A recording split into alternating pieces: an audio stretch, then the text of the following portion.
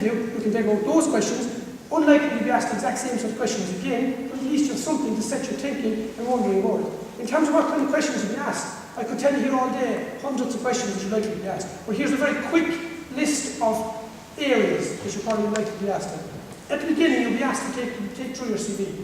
Right? Don't make the mistake of starting off at primary school and secondary school and all that. The interview is short. If you want to be asked to take through your CV, it's literally a settling in question. It's literally just giving you an opportunity to settle in. We already know what's in your CV is in front of us.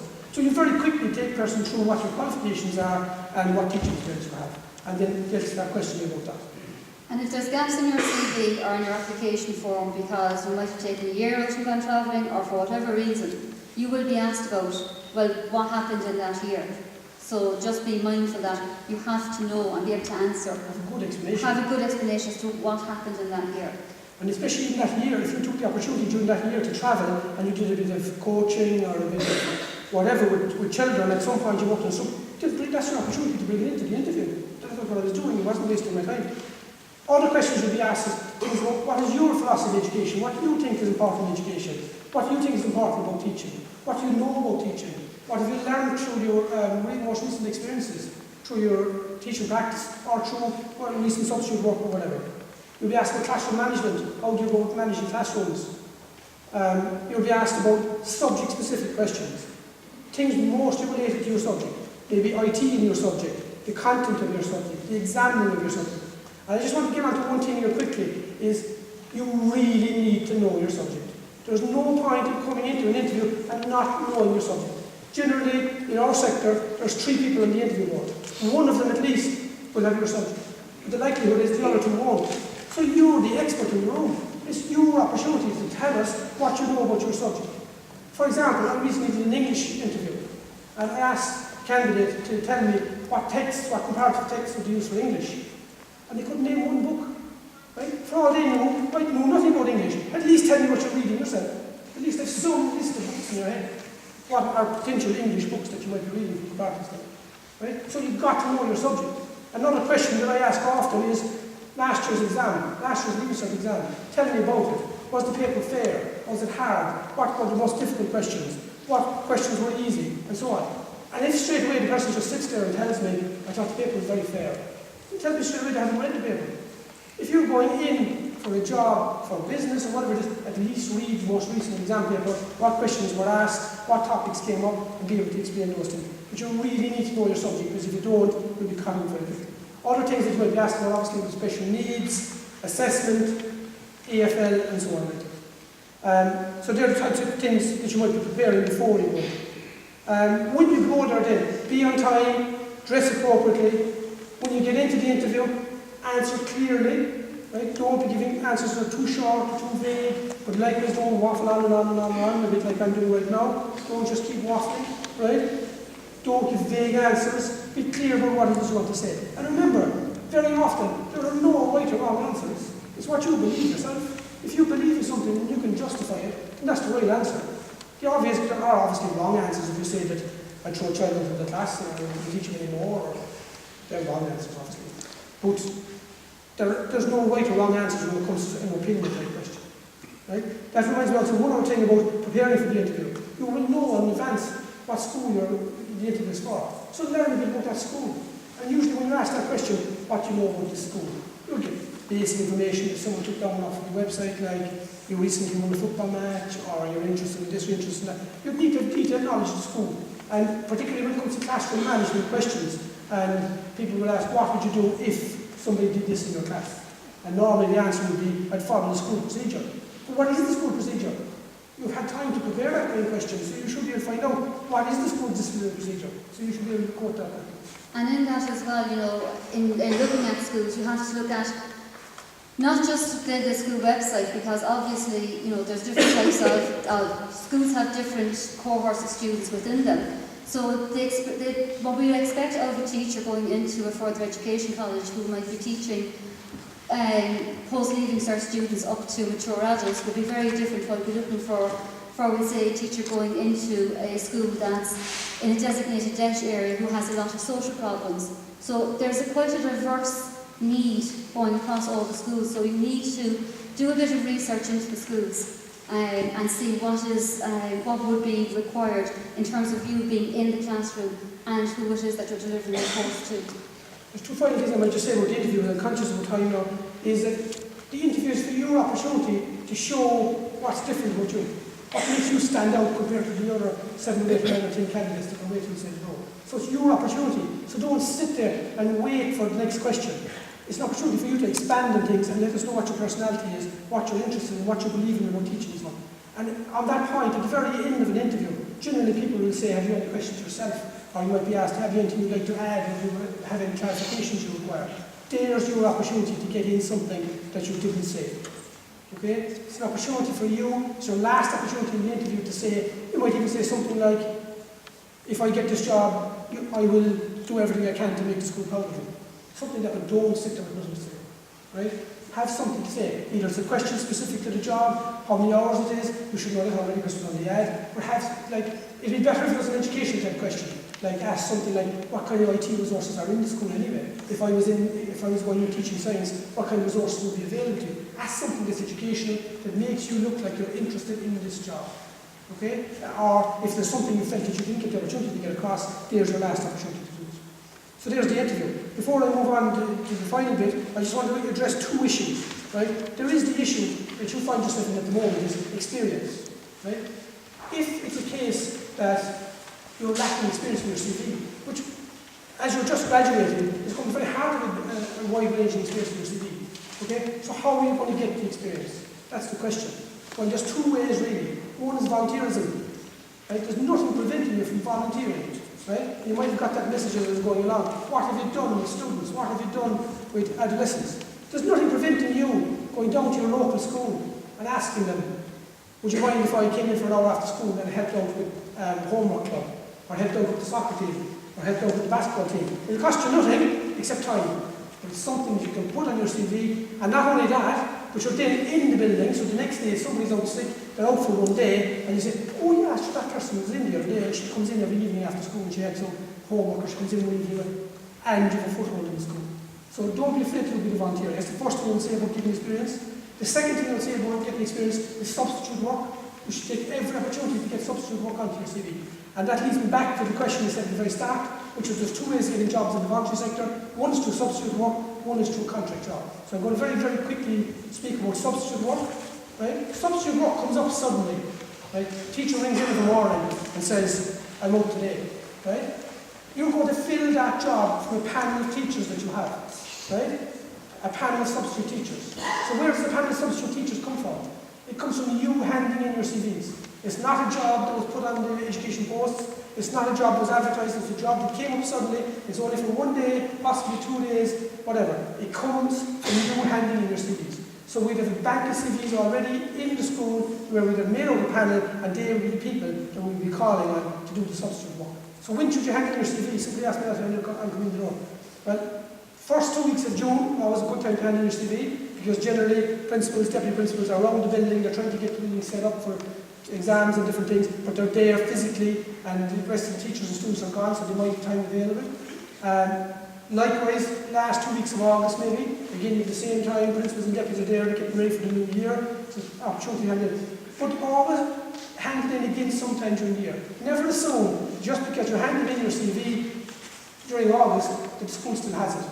Because the school gets in so many CVs, they might have been put away in a corner, or so on. So hand it again at least once during the year, maybe January time after Christmas, a time like that. And always remember, as I said at the start, the nature of teaching is the jobs come up periodically, right? And you will have sometimes a better chance of getting a job mid-year than you will in August. So don't be disheartened, because in August you could have lots and lots of people looking for jobs for the new year. But mid-year, suddenly there's a maternity leave, or there's a parental leave, or there's a sick leave. The people who are after getting the year-long jobs are gone, so there's an opportunity there for you. Right, so hand in your CVs. And on substitute Cork ETB, what we do is we run yes, there's the whole system of someone handing a CV into the school, and that happens, but we also run a central database as well, where teachers send in their CVs into us. They're applying for short-term substitution. That application form is on our website. In the next few weeks, we will be replacing that with an online system for people to apply. And the reason for that is because the numbers of the schools that, as Anton said, someone wants substitution, they want it quickly. It's to give the schools access to a large database, but at the same time, it's also to ensure that if someone comes in to start that, most importantly, they can be paid as quickly as possible as well. But again, even though you might apply online to us and do it, which is a central system, again, the important thing is to make your contact in your local school area, because very often a principal will say, look, I know there's someone down the road who might be available to me, and if they're not on the system, we will say, well, look, go down and get them to make an application onto it, and you can then use them. So that local contact is very important. And someone asked me earlier as well, when you arrive at your CV, more often than not, the secretary in the school will say, the principal's unavailable, or the deputy principal's unavailable. Right? You can very politely say, I don't mind waiting, or I'll wait 15 or 20 minutes. Right? In which case, if the principal is genuinely busy, then he will see you afterwards, or she will see you afterwards. But if the secretary turns around to you and says, he or she will be a long time, there's no point making nuisance of yourself, just leave the CV with the secretary, and so on. But don't give up too easy is what I'm saying to you. If the secretary says to you, principal or deputy is unavailable, don't just give up. Say, look, I don't mind waiting. Right? At least make the effort to see if you come that far to visit the school in the first place. The last thing I'll say about experience is don't be afraid to travel. Right? Some people have this idea that I'll only get work in my local area. I have one person working with me who started her career down in South Kerry. She went from there to East Limerick, from Limerick back to Cork, and eventually ended up in a permanent job with us. Right? So don't be afraid to travel around the country. You've got to follow the work around if you really are keen to get the job. One other issue that I want to address before I finish up is quite often you hear people saying, oh, that job was gone. That's a myth. There's no such thing as a job being gone. Don't be afraid to apply for a job because you think it's gone. But often you hear people say, I won't apply for that job because I know there's somebody in the school already with part-time hours who's going to get it. That may well be the case, and they may well get it. If they get it, they're getting it because they're more experienced than you. They're not getting it because the job is already gone. And as well as that, if you apply and this person gets it, if you do a good interview, another principal down the road rang and said, I heard your Irish interviews last week, was there anybody good? And you said, well, there was someone who came second. Unfortunately, she didn't have the same experience as the first person, but she did a really good interview. So there it was worth your while to go, even though you thought the job was gone in the first instance, right? As well as that, interviews are now scored very fairly. There's a marking scheme made out at the beginning, and every interviewer follows that marking scheme. So there's no such thing as a job being gone. If you're the best candidate on the day of the interview, then you get the job. So don't be fooled by that. That happened to me last year where I was looking for a science job, I needed it in a hurry, very few people applied. I met a teacher afterwards and I said to her, did you apply for the science job? And she said, I thought it was gone.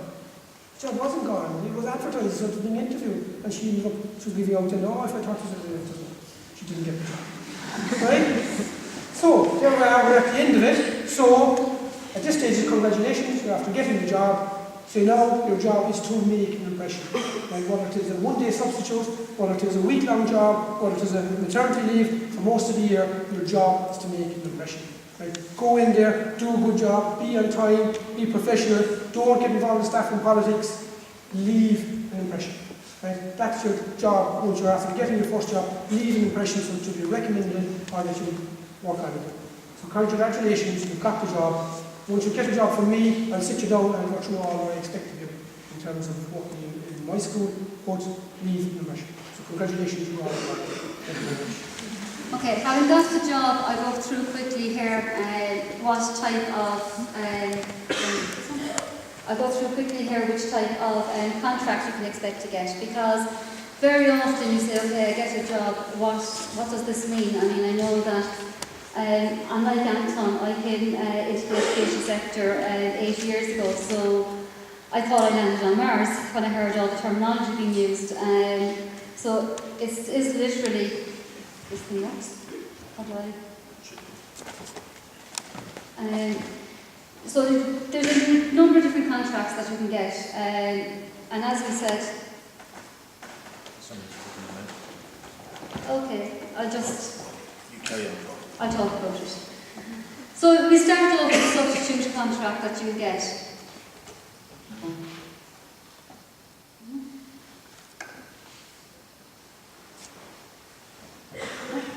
We have it. Ah, there we are.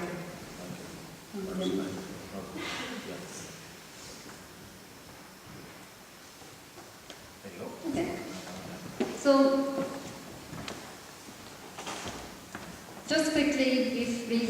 different areas inside in the VEC structure. We are quite a large organisation, and we do have different subdivisions in there, so it is applying into the Human Resources Department for positions.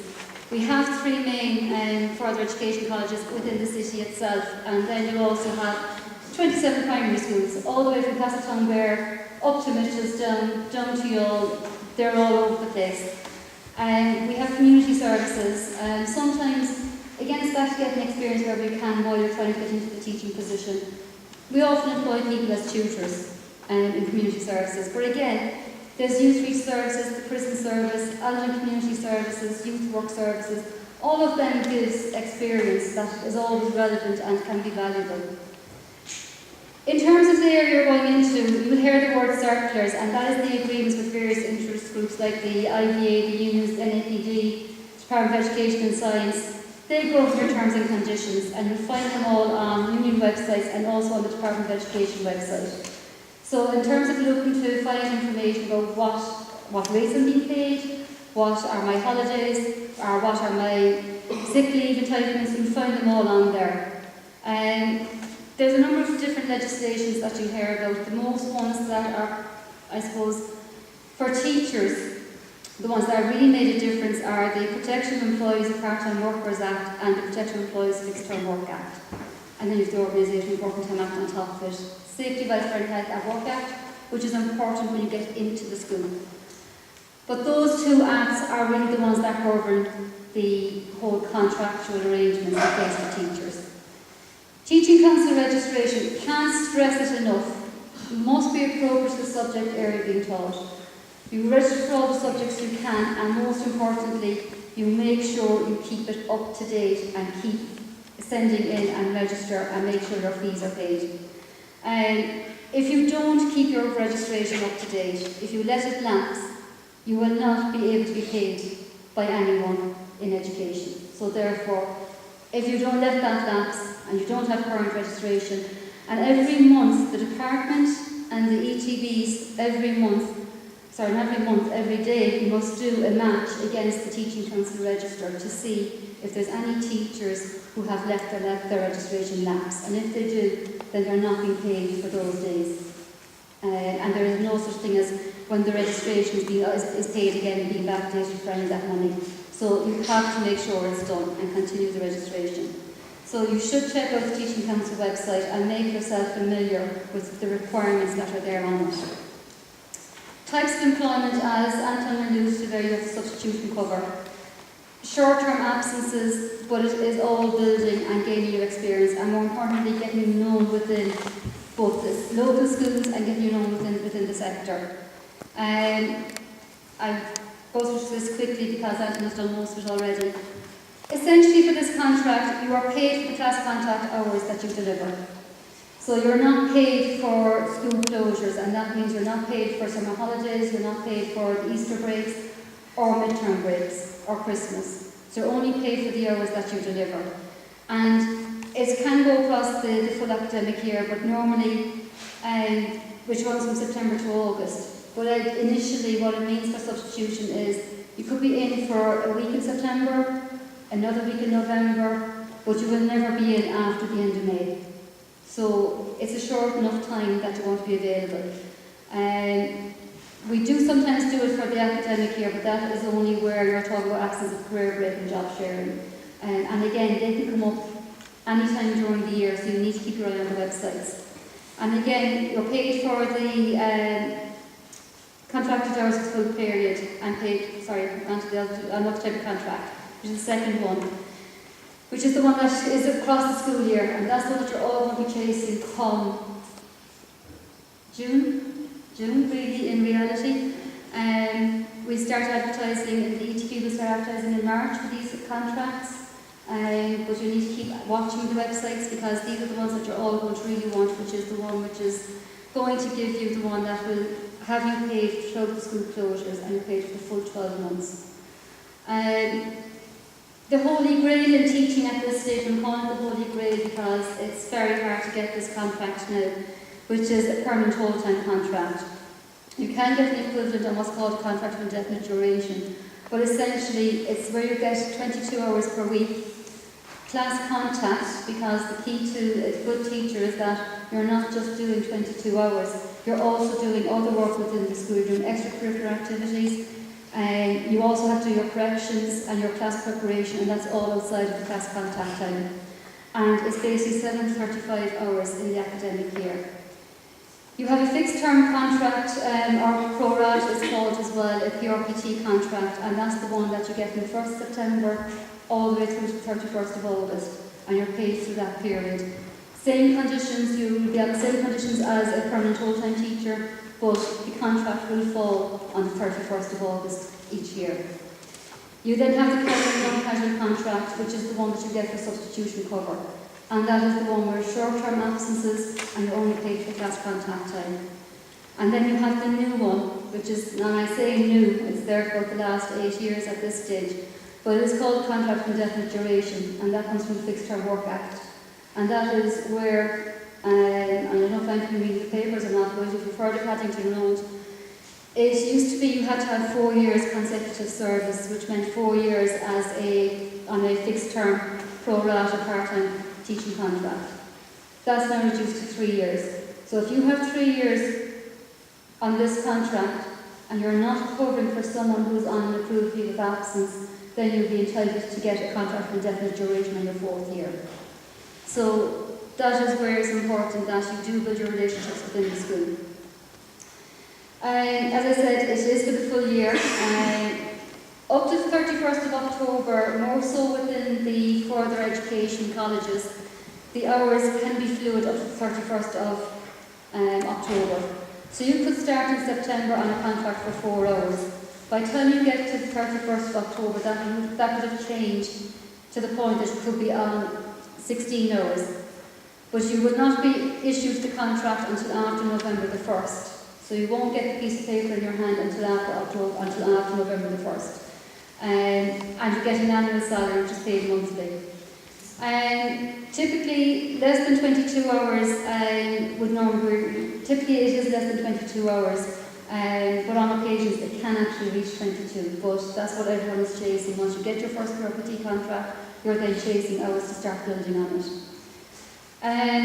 Again, these ones, they usually are given after November the 1st. On that time, it's for very short duration. Before that, you might get one of these as well. Short duration, such as sick leave, source from substitution panels that all schools are obliged to keep in place by the department. And it's casual and non-casual. In terms of the rates of pay, there's 2 different rates of pay that are in this contract. The first rate is you get paid a rate for up to 150 hours, and but if you do more than 150 hours on this contract, you then go on to what's called a personal rate. And the rate is inclusive of a factor to cover holiday entitlements and so on, so that's all built into the rates. The contracts of indefinite duration, as I said, 4 years, it's now 3. I meant to change that one, and you get in the 4th year. And it's the hours that you've had on your 3rd year is what you get. So if you have 10 hours in your 3rd year, your contract of indefinite duration will be 10 hours. And it's the very same conditions except pro rata in terms of the pay that you're getting. The additional fixed term contract you might get following that. So if you have a 10-hour CID, it doesn't mean you will never get extra hours or you won't get additional contracts. You can. You can still get an additional contract after that to increase your hours. And again, as you keep building on those contracts, your CID contract will keep increasing as well. For each year you will get what's called objective grounds justifying why either a contract is either being renewed or the failure for us to issue a contract of indefinite duration. I flouted this bit because it's just the mechanics of, you must get this notice before the 1st of September. I'm conscious of time as well, so you must get this before the 1st of September. Each statement we'll carry out will have all of these details in it. And basically, when you get your contract, what I'd say to you is sign it and get it back. Because, again, it's to build the history that you have this contract so that if a question comes up at a later stage, am I entitled to a CID? we would have our history of contracts there and would automatically do these assessments on an annual basis to make sure teachers get CIDs when they're due. And so that's it.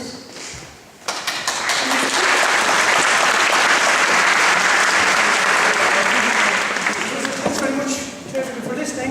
And one final point I said is, don't lose heart. There are lots of jobs out there, just don't lose heart. Some people are feeling that I went to an interview and didn't get it. Just assume somebody more experienced than got it and move on to the next one. And myself and I can be down there for just very much on the questions as well. And the other thing is, if you've any questions about anything that you're going for, bring up and ask. I mean, you know, it's not a case that no one will answer a question if you ask it. If you want to find out more about the days, or if you want to find out more details about the position that you're applying for, bring up and ask, because we'll always answer the queries. So thank you very, very much, Suzanne, and thank you very much, Anton. They'll be down at the back of the hall for any questions. So we also, in the Career Service, we will send out all those slides to you, so don't worry, we've got everything down. So next, I'd like to welcome Claire Birch, who will talk to you about teaching across the country.